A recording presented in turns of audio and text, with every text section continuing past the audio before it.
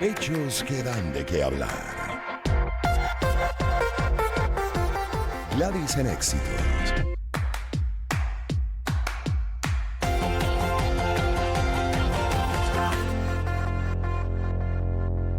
Y tenemos a Jesús Chuo Torrealba, político y periodista, para revisar o seguir revisando y haciendo análisis sobre el panorama actual de Venezuela. Con él explorar la viabilidad del diálogo, del entendimiento, de esa negociación que incluso se está pidiendo. ¿Cómo estás, Chuo? Buenas tardes, bienvenido. Hola Gladys, buenas tardes, gracias por la oportunidad, saludos.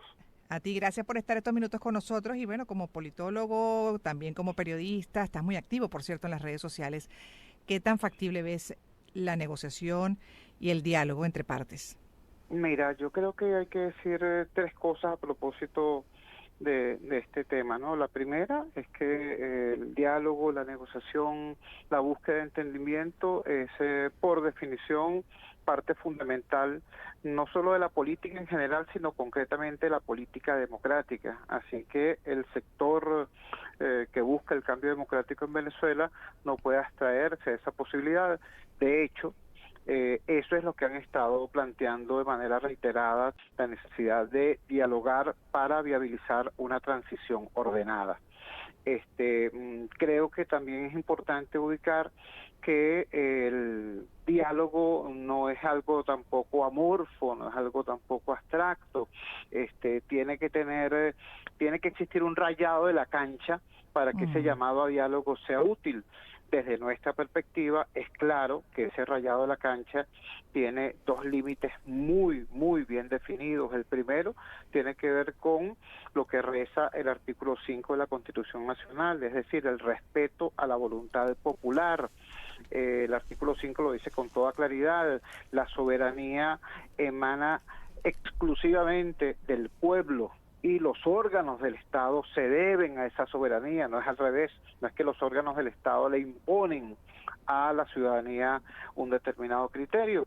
Entonces, ese sería el primer parámetro, ¿no? El respeto a la voluntad popular, y en nuestro caso esa voluntad popular se expresó de manera nítida el pasado 28 de julio.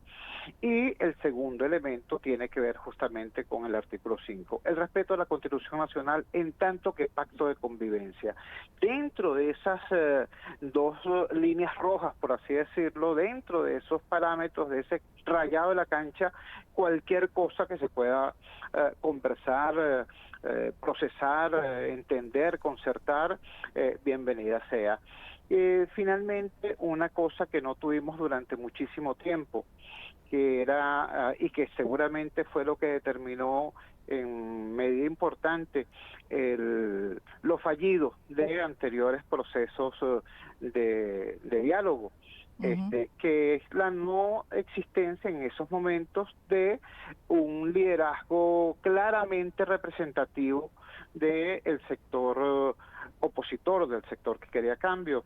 Ojo, no estoy descalificando a las personas que ejercieron esas vocerías, son venezolanos muy respetables, venezolanos que hicieron un esfuerzo muy destacado, pero que en esos momentos esa dirección política no gozaba de la confianza cabal, completa del país, de ese inmenso país que quería cambio, que quiere cambio.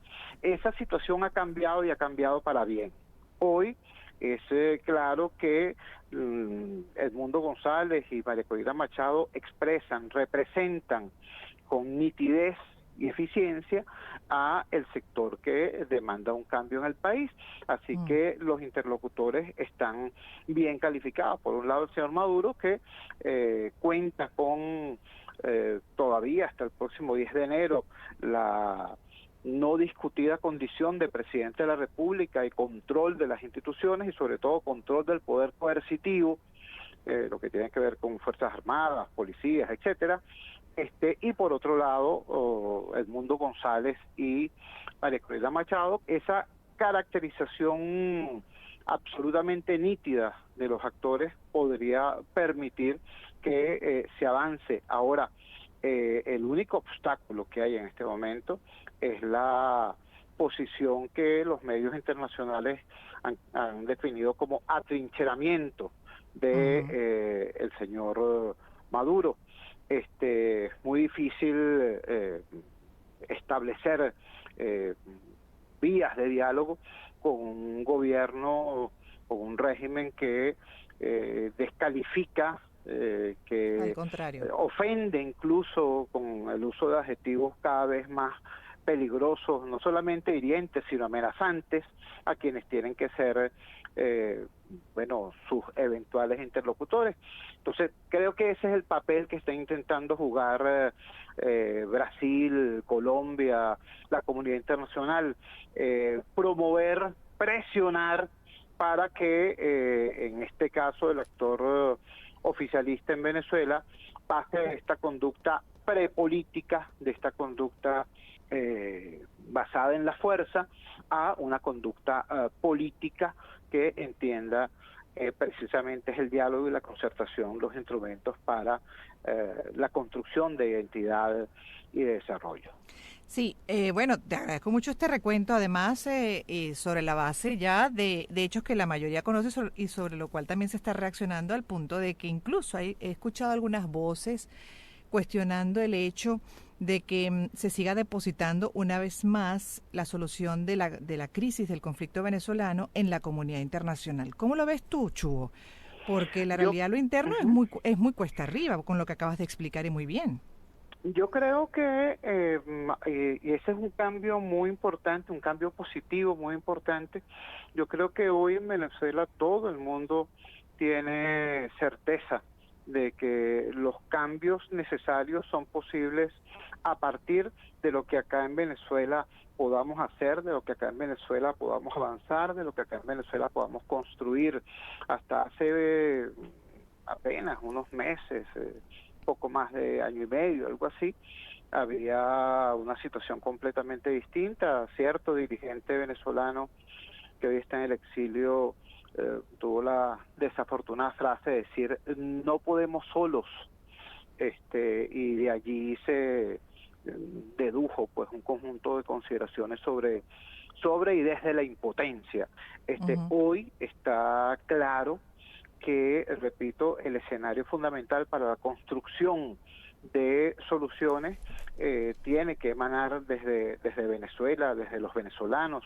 Ahora, hay otro dato que también es muy importante. En este momento la crisis venezolana no es una crisis local, no es una crisis encapsulada, no es una crisis doméstica. El tener 8 millones de venezolanos deambulando por el planeta buscando fuera de nuestras fronteras las oportunidades que la crisis venezolana le niega en su patria, ha tenido un impacto muy fuerte, primero en la región, luego en el hemisferio y finalmente en buena parte del mundo. Entonces, esto no es simplemente un tema de solidaridad, entre comillas, o sin ellas, de otros países, de otros gobiernos para con la democracia venezolana. No, es un tema que impacta y que se transforma en parte fundamental de las agendas políticas y hasta electorales de los países de la región y del hemisferio. Hoy en Estados Unidos, por ejemplo, en el marco de la campaña electoral norteamericana, el tema migración y particularmente la migración venezolana es un tema principalísimo. Lo que está ocurriendo en Brasil, lo que está ocurriendo en Colombia, lo que está ocurriendo en Perú, también forma parte, también refleja esto que estoy diciendo. Entonces, repito, ciertamente la construcción de soluciones sostenibles y duraderas a la crisis es un tema, es una responsabilidad nuestra, de los venezolanos, y de lo que aquí en el interior del país se puede hacer, pero la descomposición que ha implicado en términos de la estabilidad regional y hemisférica el impacto de la crisis venezolana hace que sea inevitable el que haya una incidencia internacional en en todo lo que está ocurriendo. Sí. Entonces, creo que esto es bastante distinto a aquella idea peregrina de pensar que las ideas podíamos importarlas o que podía venir alguien a resolver, entre comillas, o a liberar, entre comillas, a los venezolanos. No, es una cosa seria, es una cosa realista. Sabemos que los cambios tienen que producirse de adentro para afuera, pero que el entorno tiene también interés legítimo en que Venezuela deje de ser un factor de perturbación en la región y pase a ser lo que fue durante muchísimo tiempo, un referente de estabilidad y de democracia en la región y en el continente. Sí, de hecho también cuando hablas de incidencias internacionales que son parte de la realidad, por lo que bien explicas también de cómo la crisis venezolana los está afectando. ¿Cómo ves tú esas incidencias internacionales, no? Porque hasta el momento, bueno, como también el liderazgo opositor, se pide que se muestren las actas, en fin, además un interlocutor confiable y de hecho pues peritos confiables que puedan verificar esos resultados de las presidenciales para tranquilidad interna y tranquilidad externa. Ante la pregunta de cómo estás viendo y como toda la mayoría vemos el escenario, ¿cuál puede ser la acción o las acciones de esa comunidad internacional que Mira, se va a yo ver creo que afectada? aquí hay una palabra clave que es sostenibilidad. Creo que es evidente hoy. Por supuesto, si ponemos las luces bajas del vehículo y vemos solamente lo que tenemos al frente, por supuesto todo esto genera mucha inquietud y no poca ansiedad, ¿no?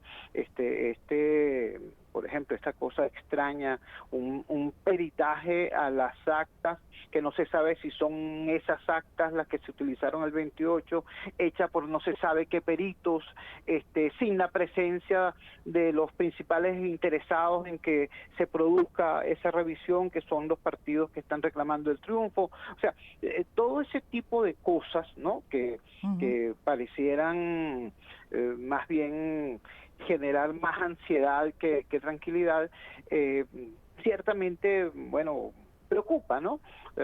Con intensidad creciente. Ahora, si prendemos las luces altas, si vemos más allá de la contingencia, entonces aparece la palabra sostenibilidad, ¿no?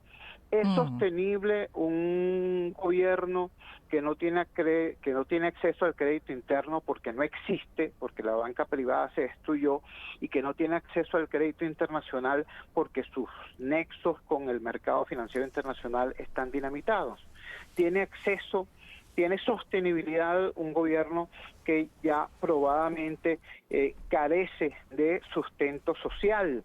¿Tiene sostenibilidad un gobierno cuyas instituciones han sido destruidas por ellos mismos, ¿no? O sea, entonces, repito, en términos de la realidad de un país, ¿es eso sostenible?